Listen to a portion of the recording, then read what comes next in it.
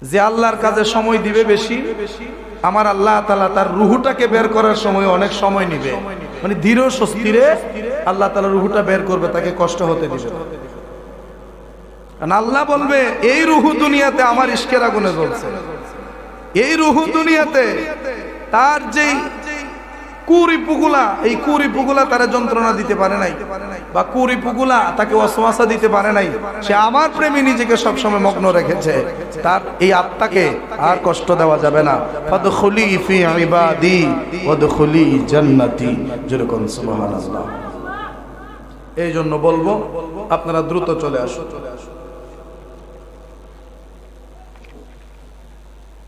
পবিত্র কোরবানির দিন আল্লাহর রাস্তায় পশুকে কোরবানি করা। গত জুমায় আমরা আলোচনা শুনেছি এইভাবে যে এই কোরবানিটা হযরতে ইব্রাহিম এবং হযরতে ইসমাঈল আলাইহিস সালাতু ওয়াস সালাম ওনাদের সুন্নাত বা ওনাদের মাধ্যমে সেই কোরবানি আল্লাহ আমাদেরকে দান করেছেন। তো ইব্রাহিম এবং ইসমাঈল আলাইহিস সালাম ওনাদের দুইজনের যে কোরবানির ঘটনা, এই ঘটনার পরিপ্রেক্ষিতে আমরা যতটুকু বুঝছি, এই পুরো ঘটনাটা হচ্ছে একটা প্রেমের কারবার এবং ইব্রাহিম আলাইহিস সালামের ধৈর্য পরীক্ষা, ইব্রাহিম আলাইহিস সালামের তাকওয়া পরীক্ষা, ইব্রাহিম আলাইহিস সালামের দুনিয়ার প্রতি অনীহা বা দুনিয়ার প্রতি তার মহব্বত আছে নাকি নাই, কোনটা আছে, এটা পরীক্ষা করার জন্য আল্লাহ তাআলা এই কুরবানির সিস্টেম, এই পরীক্ষাটা আল্লাহ ইব্রাহিম নবীকে করেছিলেন। তো দেখা গেল এই দুনিয়ার প্রতিও ইব্রাহিম নবীর দিলের ভিতরে কোনো মহব্বত দেখা গেল না, ইসমাইলের প্রতিও ওনার দিলের মধ্যে কোনো মহব্বত দেখা গেল না, আমার আল্লাহর তাকওয়ার কোনো ঘাটতি ওনার অন্তরে দেখা গেল না। আল্লাহর প্রেমের সেই কারবারের ভেতরে ইব্রাহিম আলাইহিস সালামের কিঞ্চিত পরিমাণও কোনো ঘাটতি ছিল না, একদম সম্পূর্ণ পরিপূর্ণ। আল্লাহ যেভাবে পরীক্ষা করতে চেয়েছেন ইব্রাহিম আলাইহিস সালাম ঠিক সেইভাবে পরীক্ষায় পাস হয়েছেন। জোরে বলি সুবহানাল্লাহ। তখন আল্লাহ তাআলা ইসমাঈল আলাইহিস সালামকে ফেরত দিয়েছেন দুম্বা বা গরু কুরবানির মাধ্যমে। তো সেই কুরবানিটা আজকে আমরা দেব। আমরা মনে করি 10টা 11টা 12টা হয়ে গেলে আর কুরবানি চলে না, নাকি? কুরবানি 3 দিন পর্যন্ত চলবে। কয়দিন? যতদিন পর্যন্ত তাকবীরে তাশরিক চলবে ততদিন পর্যন্ত আপনি কুরবানি দিতে পারবেন। কিন্তু উত্তম হচ্ছে প্রথম দিন দেওয়া। কোন দিন? প্রথম দিন কুরবানি দেওয়া উত্তম, আর বাকি 3 দিন কুরবানি দেওয়া জায়েজ। কুরবানির পরিপূর্ণ সওয়াব পাবেন, কিন্তু উত্তমতা থেকে একটু বঞ্চিত হবে। তো আমরা আজকে আল্লাহর রাস্তায় আমরা কুরবানি করব। এই কুরবানিটা আমরা আজকেই করব। নামাজের আগে কুরবানি করলে সেটা হবে সাধারণ কুরবানি, এবং নামাজের পর যদি কুরবানি করা হয় সেটা হবে পরিপূর্ণ উত্তম পন্থায় কুরবানি। জোরে বলি সুবহানাল্লাহ। নামাজের আগে কুরবানি করা যায়, কিন্তু সেটা কুরবানির দিনের কুরবানি আদায় হবে না। ওই এমনি যে আমরা কষায়ের হাতে জব করেন না খাই, ওই রকম গোস্তের সমান হবে। কিন্তু কুরবানির ঈদের নামাজের পর যে গোস্তটা আমরা ভক্ষণ করি, ওই গোস্তটার মতো গোস্ত এই পৃথিবীতে আর দ্বিতীয় কোনো গোস্ত নেই। যাদের অ্যালার্জি আছে, গরুর গোস্তের সমস্যা হয়, কুরবানির গোস্ত খাবেন, অ্যালার্জির কোনো সমস্যা হবে না। আর যাদের একটা অতিমাত্রা অ্যালার্জি, এরা যদি গরুর গোস্ত খান, অ্যালার্জি শুধু গরুর গোস্তে ধরে না, অনেকরে চিংড়ি মাছে ধরে, অনেকরে সাবানে অ্যালার্জি ধরে, অনেকরে সুগন্ধি অ্যালার্জি ধরে, যেটা এক্সিমা কয়, অনেকরে গরুর গোস্তে অ্যালার্জি ধরে, খাসির গোস্ত, ছাগলের গোস্তে কোনো অ্যালার্জির সমস্যা নাই। তো এই রকম যাদের সমস্যা আছে, এই কুরবানির গোস্ত ছাড়া অন্য গোস্ত খেলে ক্ষতি হইতে পারে, কিন্তু কুরবানির গোস্ত, পবিত্র গোস্ত খেলে তেমন কোনো ক্ষতি হয় না। জোরে বলি সুবহানাল্লাহ। তবে ক্ষতি হয় না এই মাসলা উন্না যদি গিয়া রুডি আর গোস্ত লয়া 1.5 কেজি গোস্ত মাইরা দেন, তাহলে অ্যালার্জির সমস্যা হইলে বা শরীর ফুটতে গেলে এই দায়ী কিন্তু আমি না। বুঝতে হবে যতটুকু শরীরের সাথে মানায়। তো আমরা সেই কুরবানি আল্লাহর রাস্তায় করব। এই কুরবানির গোশতের মতো গোশত আল্লাহর এই জগতের মধ্যে আর কোনো গোশত হবে না রে বাবা। এই কুরবানির গোশত থেকে পৃথিবীর কোনো মুসলমান যেন বঞ্চিত না হয়, এই জন্য ইসলামী শরীয়তের বিধান হলো কুরবানি করার পরে কুরবানির যে গোশতটা, ওই গোশতটাকে তোমরা তিনটা ভাগ করবে। একটা ভাগ তোমাদের নিজের জন্য রেখে দিবে, আর একটা ভাগ গরিব মিসকিনদেরকে তোমরা বিলিয়ে দিবে, তৃতীয় ভাগটা তোমাদের আত্মীয় স্বজনদের মধ্যে বিলায়া দিবে। এখন বলবেন হুজুর, আত্মীয় স্বজনের মধ্যে বিলাইবার দরকার কি? কারণ আমিও কুরবানি দিছি, আমার আত্মীয় স্বজন যারা এরাও কুরবানি দিছে, তে এরার গোশত হলে এরা থাকুক, আমার গোশত হলে আমি থাকি, তাইলেই তো হয়। আমার আত্মীয় স্বজন যারা, যেমন আমার চাচা, আমার খালা, আমার ফুফি, এরাও কুরবানি দিছে, আমরা যারা আছি আমরাও কুরবানি দিছি। এখন যদি বলেন হুজুর এরাও কুরবানি দিছে আমরাও দিছি, অতএব কুরবানির গোশত হলে এরার বাড়ির যাওয়ার দরকার কি? এরার যা আছে সেটা দিয়েই তো চলে, আমার যা আছে আমারটা দিয়ে আমার চলে, তাইলে এখানে আর সমস্যাটা কি? না রে বাবা, গোশত তারা মানে কুরবানি তারা দেও করে না দেও, আপনি কুরবানি দেন বা না দেন, আপনাকে যদি আল্লাহ সামর্থ্য দিয়ে থাকে, আপনি কুরবানি দিয়েছেন, আপনার দায়িত্ব হলো গোশতের একটা টুকরা অন্তত আপনার আত্মীয় স্বজনের কাছে পৌঁছায়া দেওয়া। আপনার আত্মীয় স্বজনের উপরে দায়িত্ব হলো তাদের পক্ষ থেকে আপনার ঘরে কুরবানির গোশত পৌঁছায়া দেওয়া। আপনি পৌঁছাবেন তাদের ঘরে, তারা পৌঁছাবে আপনার ঘরে। এই উভয়ের সমন্বতার মাধ্যমে আত্মীয়তার সম্পর্কের মধ্যে গভীরতা, মহব্বত কমবে না বাড়বে? বাড়বে। কারণ একজন যখন আরেকজনের খোঁজ খবর নেবে, একজন যখন আরেকজনের বাড়িতে যাওয়া আসা করবে কুরবানি উপলক্ষে, তখন আত্মীয় স্বজনের মধ্যে মহব্বত বেড়ে যায়, আত্মীয় স্বজনের মধ্যে ভালোবাসা বেড়ে যায়। এই জন্য বাবা, কুরবানির গোশত থেকে যেন কেউ বঞ্চিত না হয়। আপনারা খুঁজে খুঁজে দেখবেন কারা শরীক হতে পারে নাই, খুঁজে খুঁজে দেখবেন কার ঘরে গোশতের টুকরা এখনো পৌঁছায় নাই, তাদেরকে আপনারা গোশত দিবেন। এটা সাহায্য নয়, এটা তাদের পাওনা, এটা অধিকার তাদের। কথা ঠিক কিনা? এটা তাদের মানে তারা আমাদের কাছে পায়, এটা তাদের পাওনা, এটা আমাদের পক্ষ থেকে তাদের প্রতি এটা দায়িত্ব পৌঁছায় দেওয়া। তারার অধিকার হলো তারা সেটা পাওয়া। এখন আমরা এই মাসলা তো হয় যে হুজুর কুরবানির গোশত ফ্রিজে তো এখন জীবনী, আমরা এই মাসলা তো হয় যখন ফ্রিজ ছিল না এই মাসলা করেছি না, এটা তো স্বাভাবিক, সবার ক্ষেত্রে একরকম। আমরা হুজুরের কাছে গিয়ে প্রশ্ন করি এরকম, হুজুর কুরবানির গোশত কি ফ্রিজে রেখে খাওয়া যাবে? আমরা এরকম প্রশ্ন করি, ফ্রিজে রেখে খাওয়া যাবে কিনা এই মাসলা জানার অর্থ কি? রেখে খাইতো, বিষয়টা এরকম না। হুজুর খাওয়া যাবে কিনা এটা জানার অর্থ হইলো রেখে খাইতাম, তার মানে আমরা বিলাইতে রাজি না খাইতে রাজি। আল্লাহ না করুক যদি কুরবানির পর পর, যেমন আজকে মাশাআল্লাহ রুদ্র উঠছে, দিনের অবস্থাটা আল্লাহ কত ভালো রাখছে, আলহামদুলিল্লাহ। এটা আল্লাহ তাআলার অফুরন্ত একটা নিয়ামত। ঈদের নামাজটা পড়ার যে আল্লাহ একটা সুযোগ দিছে, আবার কন্যা আলহামদুলিল্লাহ। আল্লাহ না করুক যদি বিকাল থেকে শুরু হয় ঝড় তুফান, আমরা নাসিরনগরের যে বিদ্যুৎ, এটা কি 3 দিনের কমে আইব? কি কন? অন্য বিদ্যুতের কথা কই না, কিন্তু যদি একটা বাতাস হয় 3 দিনের কমে, আমরা নাসিরনগরের বিদ্যুতের আশা করেন যায় না। তো 3 দিন যদি কারেন্ট না থাকে, কাঁচা গোশতটা বিদ্যুৎ থাকবো কন্যা? আইস হইবার আগে যদি কারেন্টটা চলে যায়, তাহলে গোশতটা 3 দিন রাখা সম্ভব না।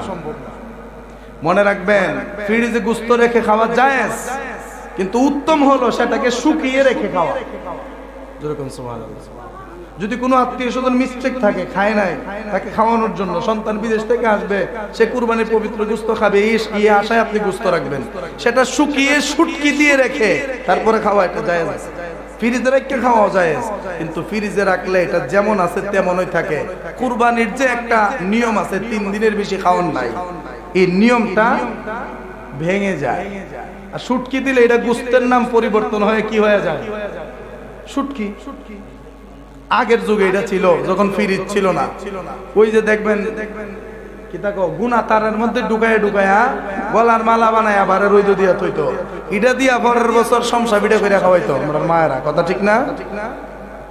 কিন্তু এখন তো আস্তামুল্লাহ চাক্কাটা নিয়ে ফ্রিজ করে তোরা বালা বালা গোষ্ঠী, বালা বালা যে জায়গাটি ইডি ফ্রিজ থয়া যে তার ঠেঙ্গেল লুলা লালা আড্ডি মাড্ডি আছে, ইটা মিলাই দিলে আত্মীয় স্বজন গরিব মিসকিনটারে বাচ্চা দেয় না? মিছা কথা কইছি? আমার টেয়াদ আমি কুরবানি দিছি, তোরা দিতাম করে এই যদি থাকে আপনার মনের ভিতরে মকসুদ, তাহলে খুদার কসম এই কুরবানি শুধু গুস্ত খাওয়ার মতোই, মানে গুস্ত খাওয়ার শামিলই রইল, আল্লাহ পর্যন্ত পৌঁছলো না। তাহলে আল্লাহ কি কয় এই ব্যাপারে? আমার আল্লাহ নিজে কয় সূরা হজ্জের 37 নম্বর আয়াত, বিসমিল্লাহির রহমানির রহিম,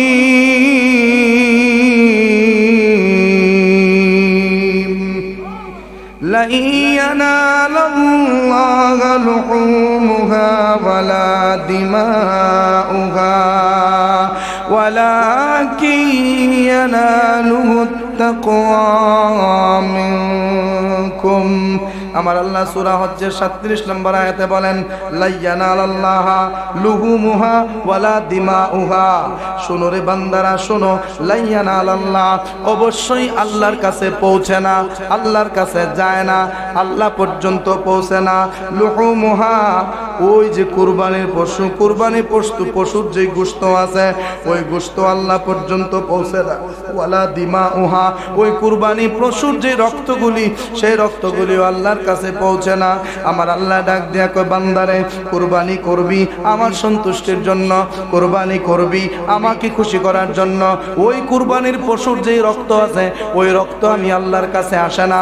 কুরবানির পশুর যে গোশত আছে ওই গোশত আমি আল্লাহর কাছে পৌঁছে না। কুরবানির পশুর যে কলিজা আছে সেই কলিজা আমি আল্লাহর কাছে পৌঁছে না। কুরবানির গোশতের যে দিল আছে ওই দিলও আমি আল্লাহর কাছে পৌঁছে না। আল্লাহ গো, তাইলে কুরবানির পশুর কোন জায়গাটা তুমি পাও? আল্লাহ কয়, ওয়ালাকিন ইয়ানালুহুত তাকওয়া মিনকুম, কুরবানির পশুর কোন অংশ আমি আল্লাহর কাছে আসে না, শুধুমাত্র আসে কি জানোনি? তোমাদের দিলের ভিতরে থাকা আমি আল্লাহর ভয়। কে কুদ্দুর দিলের ভিতরে আল্লাহর ভয় নিয়া, আল্লাহর প্রতি তাকওয়া নিয়া, আল্লাহর প্রতি মহব্বত নিয়া, কে কুদ্দুর মহব্বত নিয়া কুরবানি দিছ, এটাও শুধু আল্লাহর কাছে গিয়া পৌঁছে। জোরে কোন সুবহানাল্লাহ। মনে রাখবেন, এখানে আপনারা যারা আসছেন বা যারা আসতেছে, যারা আসবে, কেডা কালা, কেডা দলা, কেডা মুড়া, কেডা চিকনা, কেডা লম্বা, কেডা বাচ্চা, ইতা আল্লাহ দেন। আল্লাহ কেউ চেহারার দিকে চান না। আল্লাহ চায় ভিতরে যে ছোট্ট একটা ডিভাইস আল্লাহ ফিট করে দিছে, একটা মেমোরি কার্ডের মতো একটা কলব নামক গোশতের টুকরা যে আল্লাহ ভিতরে ফিট করে দিছে, আল্লাহ সব সময় বান্দার ওইটার দিকে চাই। যেরকম সুবহানাল্লাহ, ওই কলব কোন জিনিসটা করতে চাচ্ছে, কলব কোন জিনিসটা সাই দিচ্ছে, কলব কোন জিনিসটা থেকে ফিরতে চাচ্ছে, এটাই শুধু আল্লাহ দেখে। যদি জবানের কথা হইতো তাহলে জবান দিয়া কয় আই লাভ ইউ, অন্তর দিয়া কয় হেট ইউ, কথা ঠিক কেন? অন্তর দিয়া যদিও কয় আই হেট ইউ, জবানে বের হতে চাই লাভ ইউ, এরকম হয় না? উল্টা পাল্টা হয় না? অন্তরে এক, মুখে আরেক, মুখে এক, অন্তরে আরেক। এইরকমটা হওয়ার পিছনে কারণ কি? কারণ মুখের কথার কোনো গ্যারান্টি নেই, কোনো গ্যারান্টি নাই, কিন্তু অন্তরের কথার দাম আছে। ভিতর থেকে কোনো বান্দা যদি কোনো সময় কাউকে কোনো কিছু বলে আর সেইটা যদি ওই বান্দাটা লঙ্ঘন করে, তাইলে ভিতরের মধ্যে আঘাত লাগলে সেই আঘাত সহজে কিন্তু দূর করা যায় না। মন থেকে যদি কেউ, অনেকে কোনা এর আমি দেখতারি না, বাড়ি দেখতার রাস্তা দিকে কি দিছে, এত মানুষ হই মুসলমান হই, কোনা এর আমি দিল থেকে দেখতারি। তো দিল থেকে দেখতারি না মানে এটার গুরুত্ব কম না বেশি? বেশি। মানে আমি অন্তর থেকে তারে ঘৃণা করি, অন্তর থেকে তাকে দেখতে পাই না। তার মানে আল্লাহ কো, বান্দারে তোর অন্তরের ভিতরে আমি আল্লাহর প্রতি কুদ্দুর ভক্তি, শ্রদ্ধা, ভালোবাসা, সম্মান, ইজ্জত, কদর, মর্যাদা, আল্লাহর ভয়, জাহান্নামের ভয় নিয়া গরুটা কুরবানি করতাছস, মহিষটা কুরবানি করতাছস, আমি খালি তোর দিলটার ফাল চাই। খোদার কসম, এই মুহূর্তে যদি বাংলার জমিনের এবং বিশ্বের জমিনের প্রত্যেক মুসলমানের এই দিলটাকে কেটে দুনিয়ার কোন যন্ত্র দিয়া যদি পরীক্ষা করা যায় তো দিলটা কি চায়, তাইলে শতকরা 95 থেকে 98% কুরবানি দেওয়া না মানুষের দিলে চাই গোশত। যদি কোন এরকম যন্ত্র আবিষ্কার হইতো, আল্লাহরে কজনে খুশি করতে চান? আল্লাহরে খুশি যদি করতে চান তাহলে গরিবের গোশত গরিবরে দেন না করে? আল্লাহরে যদি খুশি করার উদ্দেশ্যে আমরা দিয়া থাকি তাহলে আত্মীয় স্বজনের হক আত্মীয় স্বজনরে দেই না করে? না কথা ঠিক কিনা কোন? যদি এরকম কোন যন্ত্র বাইরিত বাইরিব দেখেন দিলে কি কয় এটা আবিষ্কার হইব। আপনি একটা কথা কইছেন না, কিন্তু আর্টিফিশিয়াল ইন্টেলিজেন্স যেটাকে এআই বলে, এই এআই এর মাধ্যমে কি আপনারে কথা কয় কিনা? কয়। আপনি যেটা কইছেন না জিন্দেগিতে, এআই আপনারে দিয়ে এটা কয়ব। সাধারণ জনগণ যারা এই ইন্টারনেট বা ডিজিটাল জামানার বিষয়ে যারা মানে আইডিয়া রাখে না, এরা জিন্দেগিতে বুঝবে না সে কইছে না জোর কইরা তারে দিয়ে কয়, বুঝবে না, সে ফাঁদে পড়ে যাবে।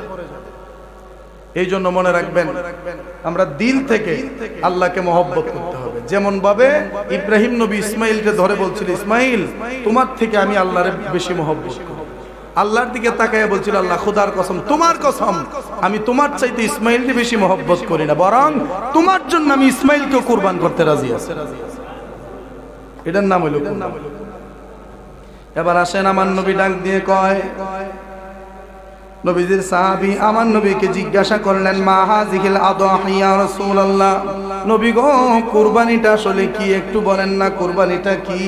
তখন আমার নবী কয়, ক্বাল সুন্নাতু আবিকুম ইব্রাহিম, এই কুরবানিটা হলো ইব্রাহিম আলাইহিস সালামের সুন্নাত। জোরে বলি সুবহানাল্লাহ। এরপরে সাহাবী কয়, ক্বালু ফামা লানা ফিহা ইয়া রাসূলুল্লাহ, নবী গো ইয়া রাসূলুল্লাহ, ক্বালা বিকুল্লি শারাতিন হাসানা। সাহাবায়ে কেরাম আমার নবীকে ডাক দিয়ে বলে, ইয়া রাসূলুল্লাহ, এই কুরবানি যদি ইব্রাহিম নবীর সুন্নাত হয়, এই কুরবানি করার মাধ্যমে আমাদের জন্য কি ফায়দা আছে, আমাদের জন্য কি লাভ আছে? তখন আমার নবী ডাক দিয়া কয়, ওরে আমার সাহাবীরা শোনো, ক্বালা বিকুল্লি শারাতিন হাসানা, এই কুরবানির পশুর মধ্যে যতটা পশম আছে, প্রত্যেকটা পশমের বিনিময়ে একটা করে সওয়াব তোমাদের জন্য বরাদ্দ আছে। এরপরে আমার নবী সাহাবায়ে কেরাম আবার প্রশ্ন করে, ক্বালু ফাসসুফু ইয়া রাসূলুল্লাহ, নবী গো যদি আমরা গরু দিতে না পারি, যদি আমরা গরু না দিয়ে কোনো ভেড়া বা মেষ বা ছাগল আমরা কুরবানি দেই, তাহলে তার জন্য কি রয়েছে? আমার নবী কই, ভেড়া মেষ ছাগলের শরীরে যত পরিমাণ পশম আছে সেই পরিমাণ নেকি তোমাদের জন্য বরাদ্দ। তারপর আবার সাহাবায়ে কেরাম ডাক দিয়া বলে, ইয়া রাসূলুল্লাহ, ও মায়ার নবী, যদি আমরা উট কুরবানি দেই, গরু কুরবানি দেই, মহিষ কুরবানি দেই, ভেড়া ছাগল দুম্বা, আমরা এইগুলা যদি কুরবানি দেই, প্রত্যেকটার বিনিময়ে কি একই রকম সওয়াব? আমার নবী ডাক দেয়া কই, যেই পশুটাই তুমি জবাই করবা, ওই পশুর শরীরে যত পরিমাণ পশম থাকবে সেই পরিমাণ সওয়াব তোমার আমল নামায় আল্লাহ লিখে দিবে।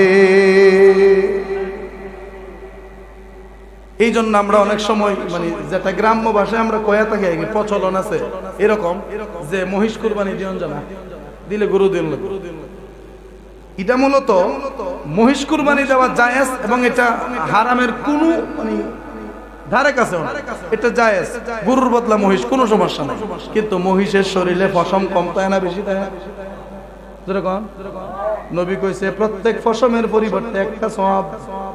তাহলে যেখানে গরু আছে গেলে মহিষ দিতাম করে, কথা ঠিক কিনা? যদি সওয়াব আমার বেশির প্রয়োজন হয় তাহলে আমি গরু দিব। আর যদি মনে হয় যে না প্রতি বছর গরু দেই, এইবার মহিষ দেব, তাহলে দেন, কুরবানির যে সওয়াব সেটা পেয়ে যাবেন। পশম কম আছে না বেশি আছে আপনি তো জানেন না, জানে আমার আল্লাহ। হয়তো আবার এর পশমের গুড়া আছে ঠিকই, কিন্তু পশম নাই, গুড়ি আছে কিন্তু উর্ফে না, এরকমটা তো হইতে পারে, এটা আমার আল্লাহ মালুম, আল্লাহ ভালো জানে। গরু দেন মহিষ দেন, কত হইলে আল্লাহ রাস্তায় কুরবানি দিও। অনেকে মনে করে ছাগল দিম, ওইবার শরম লাগে। আরে শরম তো বড় কথা না, কুরবানি না দিওন শরমের না, কুরবানি না দেওয়াটা শরমের না, কিন্তু কুরবানি দেওয়ার পরেও কবুল হইছে না, এটা সবচেয়ে বড় শরমের কথা। ঠিক কিনা? কুরবানি না দেওয়া লজ্জার না, সামর্থ্য দিছেন আল্লাহ, দিছি না, সামর্থ্য দিবে আগামীতে দেব, কথা ঠিক না? এরকম না কথা, এরকম। কিন্তু দেওয়ার পরে যে কবুল হইল না, এর চেয়ে শরমের কিছু আর আছে? এত কষ্ট কইরা গরুর বাজারও হাডু পর্যন্ত উতলা ভাঙ্গা গরু কিনে আনলাম, 7 দিন 10 দিন 20 দিন লালন পালন করলাম, এত কষ্ট করার পরে পশুটারে জবাই করলাম, আমার ঘাম জড়ানোর টাকা দিয়ে পশুর সাথে আমি অংশীদার হলাম, মানে শরীক হলাম, এরপরেও পশুটা কুরবানি দিলাম, কবুল হলো না। এর চাইতে লজ্জার আর কিছু বান্দার জন্য হতে পারে না। কিন্তু আমরা তো লজ্জা নাই, গুস্ত খাইছি, ঠিক হইছে, চলবো। মনে রাখবেন কুরবানি এমন একটা বস্তু, কুরবানি এমন একটা আমল, যে আমলের মাধ্যমে মুমূর্ষ রোগী পর্যন্ত সুস্থ হয়ে যায়। এটা আমি বহুত দিন ধরে কই আইতাছি, আজকেও কই। আমরা তো আবার ওয়াজ মন তাহে না। হযরতে দাদা আব্দুল মুত্তালিব রাদিয়াল্লাহু তাআলা উনার জীবনের সাথে সম্পৃক্ত একটা কুরবানির ঘটনা আছে, আমি ছোট্ট করে আপনাদের শোনাই। দাদা আব্দুল মুত্তালিবের ঘরে সন্তান হইলে সন্তান মানে দাদা আব্দুল মুত্তালিব কাবা শরীফের গিলাফ ধরে মানত করছিলেন, আল্লাহ যদি তুমি আমার বংশে আখিরি নবীকে পাঠাও, বা আমার বংশে যদি তুমি এমন একজন সন্তান পাঠাও, তাহলে ওই সন্তানটার পরিবর্তে আমি তোমার রাস্তায় কুরবানি করব। মানে বিষয়টা আমারও পরিপূর্ণভাবে মনে নাই।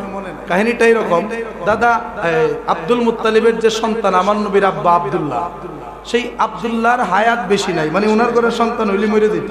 আব্দুল মুত্তালিবের ঘরে সন্তান হইলেই মারা যাইতো। তো বাবা আব্দুল্লাহ যখন হলেন, বাবা আব্দুল্লাহ হওয়ার পরে দাদা আব্দুল মুত্তালিব মানত করলেন, আল্লাহ গো যদি তুমি আমার আব্দুল্লাহকে বাঁচায়া দাও, তাহলে আমি তোমার রাস্তায় কুরবানি করব। দেখা গেল দাদা আব্দুল মুত্তালিবের ঘরে প্রায় 10 জন না 13 জন সন্তান হলো। উনি মানত করছিলেন কুরবানি করবে, একটা সন্তানকে আল্লাহর রাস্তায় কুরবানি দিবে, এটা ছিল তার মানত। যে সন্তান যদি তুমি দাও, একটা সন্তান তোমার রাস্তায় দেব। এখন লটারি দিল, কোন সন্তানকে দিব। লটারি দেওয়ার পরে বারবার উঠে আব্দুল্লাহর নাম, মানে উনার ঘরে, আমি আবার শুরু থেকে বলি, উনার ঘরে সন্তান হতো না। উনি মানত করছে যদি সন্তান দেও, একটা সন্তান তোমার রাস্তায় কুরবানি করবে। সন্তান দিতে 10-12 জন আল্লাহ দিয়ে দিয়েছে। এখন কুরবানি একজনরে দিব, কারে দিব? লটারি দিতেছে। দেখা যায় লটারির মধ্যে বারবার খালি আব্দুল্লাহর নাম উঠে। কার নাম উঠে? বাবা আব্দুল্লাহর নাম উঠে। আব্দুল মুত্তালিব ডাক দিয়া কয়, আমি কথা বলতে থাকি, সময় শেষ হইলে ইনশাআল্লাহ নামাজে দাঁড়াই যাব। দাদা আব্দুল মুত্তালিব রাদিয়াল্লাহু তাআলা আনহু কয় যে আব্দুল্লাহকে আমি এতটা ভালোবাসি, এতটা মহব্বত করি, কারণ তারে দেখে মনে হইতেছে তার মাধ্যমে ভবিষ্যতে কিছু একটা হবে। সুবহানাল্লাহ। মানে উনার মাধ্যমে যে নবীজি আসবে দুনিয়াতে, এটা আব্দুল মুত্তালিব আন্দাজ করতে পারছে আগেই। তো লটারিতে তো ওনার নাম ওঠে। তখন উনি একজন তৎকালীন জামানার একজন বড় বুজুর্গের কাছে গেলেন যে এটার ফায়সালা কি হতে পারে। তখন ওই বুজুর্গ বলে দিলেন যে তুমি একটা কাজ করো, আব্দুল্লাহর নামই যখন লটারি তুটে, তাহলে একদিক দিয়ে রাখো আব্দুল্লাহর নাম, আর একদিক দিয়ে রাখো 10টা উট। দেহ কার নাম ওঠে? একদিক দিয়ে রাখো আব্দুল্লাহর নাম, আর একদিক দিয়ে রাখো 10টা উট। তখন 10টা উট ধরলেন এক বাজুদা, আর একদিক দিয়ে আব্দুল্লাহকে ধরলেন। দেখা যায় 10 উট বাদ দিয়ে আব্দুল্লাহর নাম উঠে। তখন উটের সংখ্যা বাড়াও, তখন 20টা করলেন, 30টা করলেন, 50টা করলেন। উনার যা সামর্থ্য ছিল সেই অনুযায়ী 100 উট, সুবহানাল্লাহ, 100 উট ধরলেন একদিকে, বাবা আব্দুল্লাহকে ধরলেন আরেকদিকে। তখন আল্লাহ ডাক দিয়া কয়, না আর আব্দুল মুত্তালিবকে পরীক্ষা করা যায় না, এবার 100 উটের নাম উঠে যাও। দেখা গেল আব্দুল্লাহর পরিবর্তে 100 উট কুরবানি হয়ে গেছে। 100 উট কুরবানির মাধ্যমে নিশ্চিত মৃত্যু পথযাত্রী বাবা আব্দুল্লাহ বেঁচে গেলেন। যেরকম সুবহানাল্লাহ। ওই মুফাসসিরিনে কেরাম বলতেছেন, বাবা আব্দুল্লাহকে বাঁচানোর জন্য আব্দুল মুত্তালিব যেমন ভাবে কুরবানি করার মাধ্যমে আব্দুল্লাহকে ফিরে পেয়েছিলেন, ওই রকম কোন মানুষ যদি ঈমান শুদ্ধ রেখে, আকীদা শুদ্ধ রেখে কোন মুমূর্ষ রোগীর জন্য আল্লাহর রাহে একটা পশু কুরবানি করে, তার হায়াতের জন্য দোয়া করে, ওই কুরবানির পশুর জীবনের বিনিময়ে ওই বান্দার জীবন আল্লাহ বাড়ায় দেয়। শুধুমাত্র এই 10 তারিখ কুরবানির জন্য এই কুরবানি না, বহুত কাজে লাগে কুরবানি। এবার আমি আপনাদেরকে ছোট ছোট কয়েকটা মাসালা বলি, সময়ও বেশি নাই, আর মাত্র 5 মিনিট আছে। 5 মিনিটের ভিতরে আপনারা যারা আসতে পারবেন জামাত পাবেন, এছাড়া আপনারা জামাতের শামিল হতে পারবেন না, কারণ আমরা প্রতিদিন কাজ থাকে, এটা আমি মানি। কিন্তু ঈদের দিনও কি নামাজ ছাড়া আর কোনো কাম থাকে?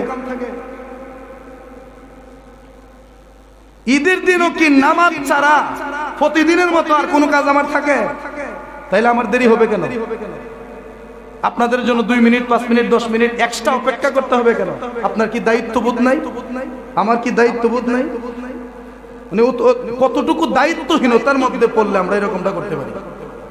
আবার আমরা দৌড়ে নেই এইভাবে, টাইমের পরে তো 10-12 মিনিট আমরা লেগে অপেক্ষা করবো।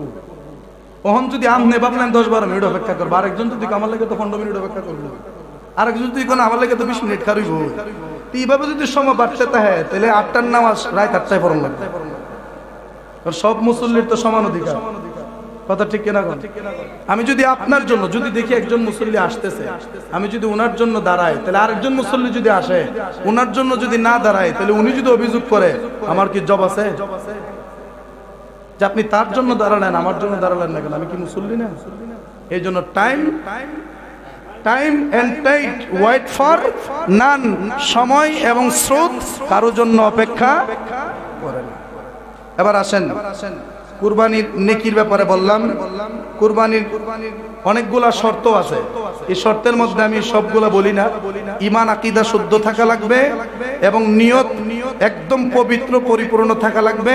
হালাল ইনকাম দিয়ে পশুটা ক্রয়কৃত হতে হবে। 7 শরীকের মধ্যে 7 জনই হালাল ইনকামের হতে হবে। একজন যদি হারাম ইনকাম শামিল থাকে, এই বাকি 6 জনের কুরবানিও বাতিল হয়ে যাবে। গোশত বন্টনের নিয়ম এটা বলে দিয়েছি। জবাইয়ের যে মাসালা, এটা আপনাদেরকে একটু বলি। নিজের গরু নিজে জবাই করবেন, কিচ্ছু বলা লাগবে না, শুধু 7 শরীকের নাম বলবেন। 7 শরীকের নাম বলে আপনারা বলবেন আল্লাহ তাদের পক্ষ থেকে তোমার রাহে কুরবানি, বিসমিল্লাহ, আল্লাহু আকবার, শেষ। আর যদি ভয় পান বা ডর লাগে, তাহলে ইমাম সাহেবরে দিয়া যদি করেন লাগে, একটু সবর করন লাগবো কিনা? আমার হাত কটা জব করুন, কদ্দা এ হাত দা, তো আমি যদি এক হাত দা জব করি, অন যদি কোন আমার টাকে দেন, আমার টাকে দেন, আমার টাকে দেন, আমার টাকে দেন, আমি কাটটার যেমন কাটটা না, সবাই তো মুসল্লি, কথা ঠিক কিনা? আমি তো সবার ইমাম। ওই জন্য আমি অনেক সময় আস্তে আস্তে কইয়ারি যে আমরা যারা তাইশ আছে সবার গুরু মসজিদের মাডলই ধরুন, আধা ঘন্টার ভিতরে কুবা শামসু, কথা ঠিক কিনা?